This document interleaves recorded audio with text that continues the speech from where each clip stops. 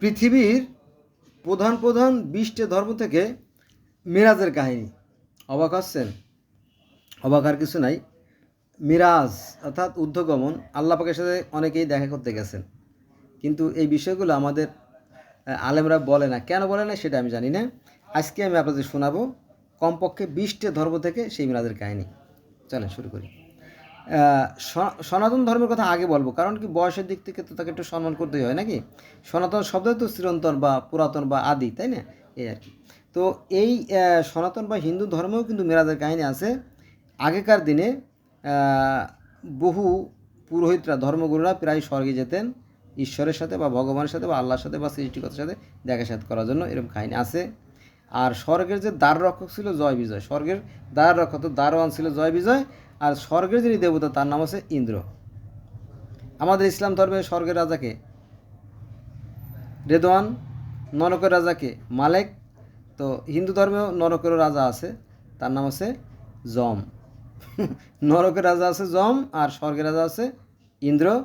আর ইসলাম ধর্মে আছে নরকের রাজা মালেক আর স্বর্গের রাজা রেদওয়ান, ইসলাম ধর্মে। আর ইহুদ ধর্মে, খ্রিস্টান ধর্মে আছেই।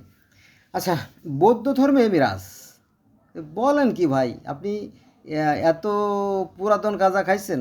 অনেক মুসলমান ভাইরা এই কথাই বলবে, কারণ আমি জানি ওদের এখানে কিছু নাই, খালি গোবর, গরুর মাংস খাইতে খাইতে গোবর জমে গেছে। হ্যাঁ, গৌতম বুদ্ধ মিরাজে গিয়েছিলেন।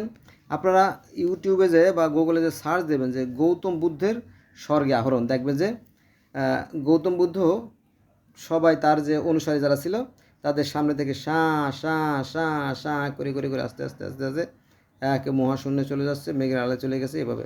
তো স্বর্গে কী করতে গেছিলেন? মশা মারার জন্য না। তিনি অর্থাৎ গৌতম বুদ্ধ স্বর্গে গিয়েছিলেন তার মাতা মহামায়া দেবীর সাথে দেখা করার জন্য। বোঝা গেছে? এই কাহিনীটা আছে। তার মানে স্বর্গ একটা রাজ্য আছে, নরকও আছে, কিন্তু এই বিষয়গুলো আলেমরা মানতে চায় না। কয় না, যে যাই বলুক আমরা শুনবো না, আমাদের একজনই নবী, তিনি হচ্ছে আল্লাহর দোস্ত, তিনি সব কিছু, তিনি আমাদেরকে জান্নাতে নিয়ে যাবেন, তিনি আমাদেরকে 72টা করে হুর দেবেন।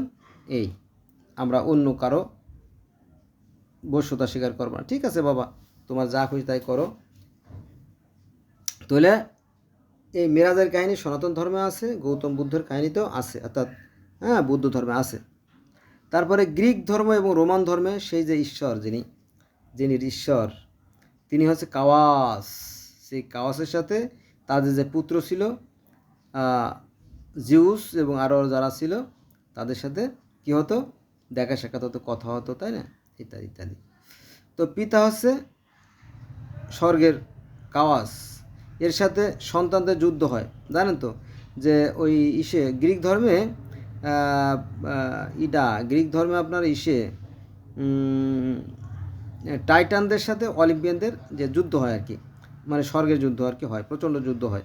সেই কাহিনী আছে, আপনাদের জানার আগ্রহ থাকলে আপনারা জেনে নিন। তো সেখানে একটু কাহিনী বলি যে সন্তানদের সাথে যখন যুদ্ধ হয় তখন পিতার যে অন্ডকোষ, পিতার অন্ড কেটে সাগরে ফেলে দেয়, সেখান থেকে ফেনা তৈরি হয়, আর ফেনা থেকে মানুষের সৃষ্টি হয়। এই আফ্রিদি শব্দের অর্থ ফেনা, আফ্রিদি তো ফেনা, ফেনা থেকে সৃষ্টি, এরকম কাহিনী আছে। তো সেখানে আজকে যাব না। তো সেখানেও মিরাজের কাহিনী আছে, যেই, তাই না? কাওয়াসের সাথে তাদের সন্তানের যে সাক্ষাৎ বা মানুষের সাথে যে সাক্ষাৎ। মানুষ বলতে আপনার ওই যে প্রমিথিউস, এদের সাথে সাক্ষাতের কথা আছে। 4 নম্বরে আমরা চলে যাব মিশরীয় ধর্মে মিরাজ।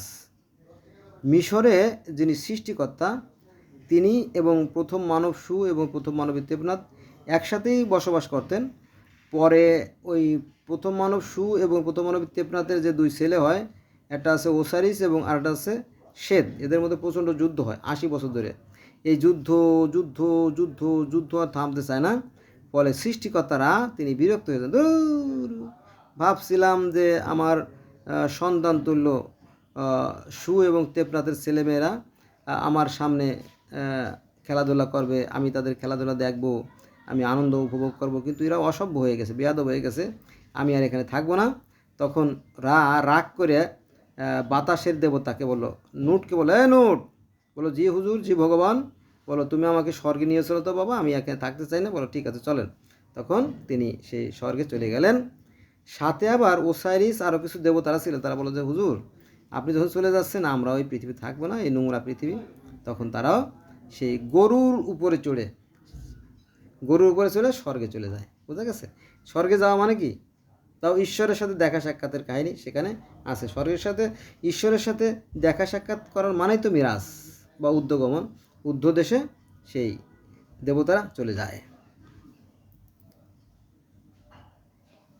এবার আমরা যাব গিলগামেশের মহাকাব্য। গিলগামেশ পৃথিবীর মানে গোটা পৃথিবীর মধ্যে সর্বপ্রথম এবং প্রাচীনতম যে গ্রন্থ গিলগামেশ, সেখানে মিরাজের কাহিনী আছে।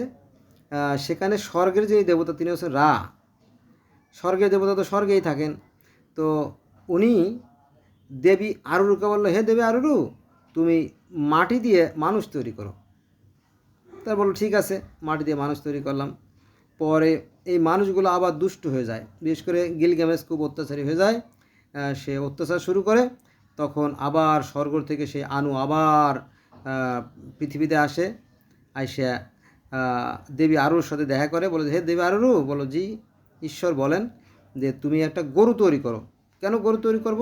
এই গরুর একটা গায়ে অনেক শক্তি থাকবে আর থাকবে শিং, যাতে গিলগামেশকে গুতা মারতে পারে ঠুস দিয়ে। ওকে আমার শিক্ষা দেওয়া দরকার, উচিত শিক্ষা দেবো।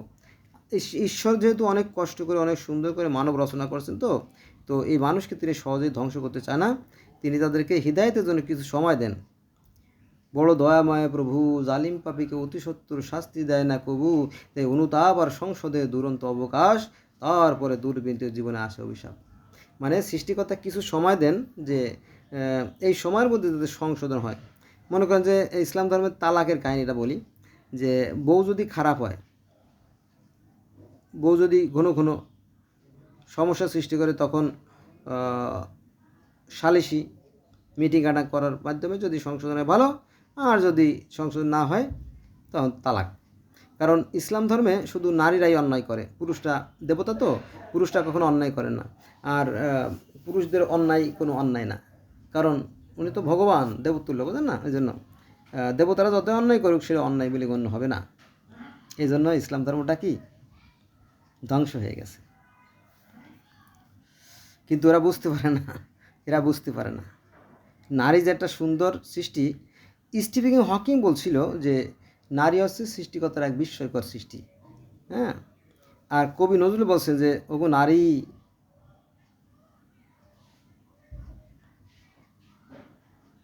তুমি শ্রেষ্ঠ অবনীর, গোলাপে গাঠিত ভরা ভিতর বাহির।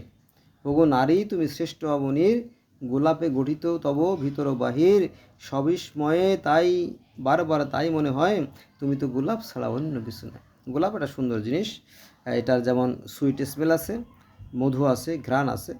যেমন মৌমাছি প্রজাপতি ভ্রমরকে আকৃষ্ট করে, ঠিক নারী হচ্ছে ফুলের মতো পুরুষকে আকৃষ্ট করে।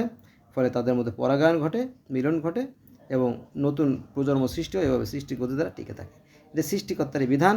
কিন্তু কিছু আলেম আছে এই নারীদেরকে অপয়া, নাপাক, এদের কারণে জান্নাত থেকে বিতাড়িত হয়েছে, এই ধরনের আজে বাজে মন্তব্য করে।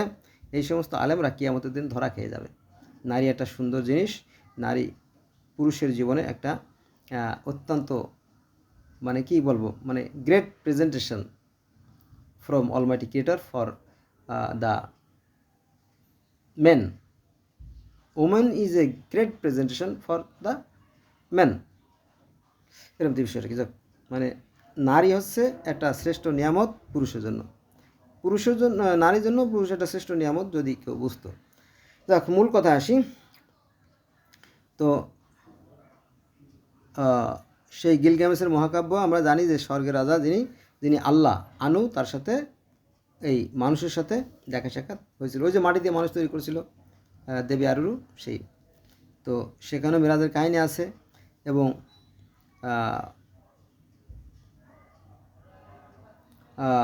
গিলগামেশের যে মা, উনি ছিলেন স্বর্গীয় দেবী নিনসাল। গিলগামেশের মাতার নাম ছিল নিনসাল, উনি ছিলেন স্বর্গীয় দেবী, আর পিতা ছিলেন মাটির তৈরি লোগালবান্ধা। বুঝছেন? তো সেখানেও সেই মিরাজের কাহিনী আছে, অর্থাৎ ঈশ্বরের সাথে সাক্ষাতের কাহিনী আছে। এবার আমরা চলে যাবো পার্সি ধর্মে। পার্সি আজ থেকে 5,500 আছে বা 6,000 বছর আগে যে পার্সি ধর্ম বা জরথুস ধর্ম, সেখানেও সেই মিরাজের কাহিনী আছে। একবার পার্সি ধর্মের যে পার্সি ধর্মের নবী জরথুস্টার, উনি একটা নদীর মোহনায় বসে ধ্যান সাধনা করতেছিলেন। তখন এক স্বর্গীয় দূত আসে, স্বর্গীয় দেবতা আসে। আসার পরে বলে, হেই জরথুস্ট, পৃথিবীর মানুষ তো অধার্মিক হয়ে গেছে, তুমি একটা ধর্ম প্রচার করো, তোমার একটা ট্রেনিং দরকার। তখন সেই আর্ক্যাঞ্জেল অর্থাৎ ঐশ্বরিক যে দেবত বা ফেরেশতা, সে কী করলো, এই জরথুস্টকে নিয়ে চলে গেল স্বর্গে নিয়ে যাওয়ার পরে আল্লাহর সাথে অর্থাৎ আহরা মাজার সাথে কথা হলো, দেখা হলো। তারপরে বলো যে, এই আর্ক্যাঞ্জেল, তুমি ই করো, এই জরথুস্টকে ঘুরে ঘুরে স্বর্গের সুখ শান্তি, নরকের দুঃখ কষ্ট, যাবতীয় সবগুলো ঘুরে ঘুরে আমার রাজ্যগুলো দেখাও। তখন সেই অনুযায়ী এই জরথুস্ট তিনি সেই স্বর্গের সুখ শান্তি এবং নরকের দুঃখ কষ্ট দেখে দেখে 10 বছর ছিলেন। তিনি মিরাজে 10 বছর ছিলেন, অর্থাৎ উর্ধ্ব আকাশে 10 বছর থাকার পরে পৃথিবীতে নেমে আসেন। ফেরেশতারাই তাকে নামাই দিয়ে যায় পাহাড়ের উপরে। এমনি অনেক, এটা বিশাল কাহিনী, এটা বলতে গেলে অন্তত 10, 20, 50টা ভিডিও দরকার। শুধু আপনাদেরকে আমি ইঙ্গিতে দিয়ে দিলাম যে মিরাজের কাহিনী পার্সি ধর্মেও আছে। এবং সেখান থেকে 5 ওয়াক্ত নামাজ নিয়ে এসে, তারপরে নামাজের আগে ওযু করা, তারপরে সেই পুল সুরত পার হয়ে জান্নাতে যাওয়া, তারপরে সেই মিজান, দাড়িপাল্লা সব আছে, বিস্তারিত আছে। তো যারা ধর্ম বিষয়ে বিশেষজ্ঞ, তারা বলে যে এই পার্সি ধর্ম থেকেই ইহুদি ধর্ম, খ্রিস্টান ধর্ম, ইসলাম ধর্মের জন্ম। এবার আমরা আলোচনা করব ডগন ধর্ম। আফ্রিকার একটা ধর্ম, ডগন ধর্ম। সেই ধর্মে তারা মনে করে যে সাইরাস তারা হচ্ছে আমাদের ঈশ্বর। যেমন আমাদের পবিত্র কোরআনে আছে যে আল্লাহ হচ্ছে আকাশ এবং পৃথিবীর জ্যোতি, অর্থাৎ নক্ষত্রকে বলা হয়েছে ঈশ্বর। আর এখানে সাইরাস তারাকে তারা ঈশ্বর মনে করে। তো সেই সাইরাস তারার সাথে কথা বলার লাগে একজন শক্তিশালী পুরুষকে, সৎ পুরুষকে পাঠানো হয় পাহাড়ে, এবং সে সেখানে 3-4 মাস অবস্থান করে সেই সাইরাস তার সাথে কথা বলে। কথা বলার পরে তারা পৃথিবীতে নেমে আসে। আসার পরে মানুষের সাথে কী কী কথা হয়েছে সেই নিয়ে আলোচনা করে। এই সমস্ত এই যে ডগন ধর্মটা, এটা মূলত আফ্রিকার মালি এবং আপার ভল্টা যে অঞ্চলগুলো আছে, সেই সমস্ত অঞ্চলের মানুষেরা এই ধর্মগুলো পালন করে। বুঝা গেছে? এবার আমরা আলোচনা করব আফ্রিকার আদি ধর্ম, মানে আফ্রিকার যে সনাতন বা প্রাচীন ধর্ম, সেখানেও স্বর্গ মর্ত, ওই যে চামড়া সিঁড়ি দ্বারা যুক্ত ছিল। ঈশ্বরের সাথে প্রায় মানুষের দেখা সাক্ষাৎ হতো। পরে একসময় ওই যে হায়ানায় যখন সিঁড়ি চাটে, তখন স্বর্গ আর পৃথিবী বিচ্ছিন্ন হয়ে যায়। তো সেখানেও সেই মিরাজের কাহিনী আছে, কারণ স্বর্গে যেত এবং স্বর্গে যেয়ে সেই ঈশ্বরের সাথে অনেকে দেখা সাক্ষাৎ হতো, কথা হতো। কিন্তু পরবর্তীতে যখন স্বর্গ আর মর্ত বিচ্ছিন্ন হয়ে যায়, পরে আর সেই স্বর্গে ঈশ্বরের সাথে যোগাযোগ করা সম্ভব হয় নাই। বোঝা গেছে? এবার আমরা আলোচনা করব সামানিজম। এই সামানিজম একটা ধর্ম আছে, এটা রাশিয়ার সাইবেরিয়া অঞ্চলের ধর্ম। এরা সামান পদ্ধতিতে ঈশ্বরের সাথে দেখা করে, সাক্ষাৎ করে, মিরাজ করে। এটা বিশাল লম্বা কাহিনী আছে, সেটা যাব না আমি। তো শুধু জানবেন যে সেই সামানিজম ধর্মেও মিরাজের কাহিনী আছে। তারপরে ইহুদি ধর্মের যে নবী মুসা, তার সাথে আল্লাহ তো সরাসরি দেখা হয়েছে, তার মানে কি মিরাজ হয়েছে, তাই না? এটা আমরা জানি সবাই, এটা কোরআনে উল্লেখ আছে, এটা আমাদের বিশ্বাস করতে হবে। যে বিশ্বাস করবে না সে মুসলমান হবে না, থাকবে না আর কি। তারপরে খ্রিস্টান ধর্মেও মিরাজ আছে, কারণ ঈসা নবী যখন জর্দান নদীতে গোসল করতে যান, তখন আল্লাহ সরাসরি এসে কবুতর রূপ ধরে এসে ঈসার সাথে দেখা করে যান, কথা বলেন এবং তাকে সেই বাইবেল দান করে যান। কোরআনের মতোই সেই কাহিনী আছে।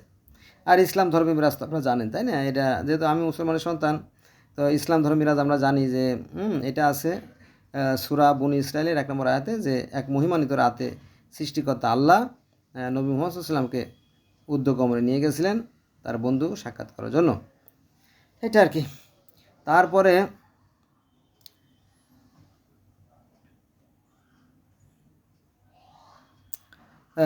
আব্দুল কাদের জিলানি উনি গরু পালতেন।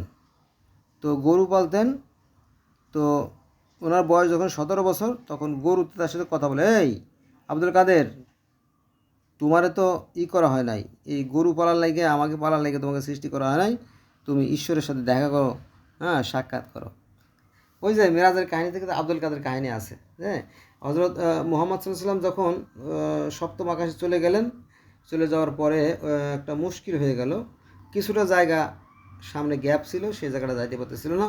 তখন আব্দুল কাদের জিলানি বলল যে, হে মুহাম্মদ সাল্লাল্লাহু আলাইহি ওয়াসাল্লাম, তুমি আমার কাঁধে পাড়া দিয়ে বাকি জায়গাটা চলে যাও, এর মধ্যে কাহিনী আছে।